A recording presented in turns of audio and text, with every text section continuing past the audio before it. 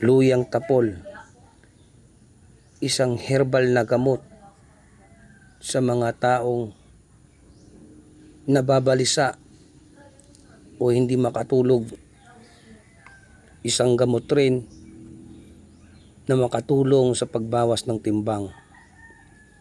Sa lihim ng karunungan, ang luyang tapol ay ginagamit pangdepensa sa mga bati at usog, depensa sa masasamang elemento tulad ng mga masamang espiritu, engkanto o lamang lupa nang tataboy ng negative energy, at ginagamit ito na pampaswerte.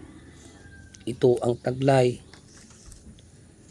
ng luya na tapol.